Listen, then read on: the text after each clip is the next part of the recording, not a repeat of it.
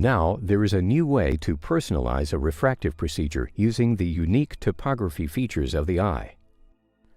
Using the Vario corneal topography system, a patient's eye is imaged and analyzed using 22,000 unique elevation points on the cornea. This analysis is sent to the WaveNet Surgical Planning laptop.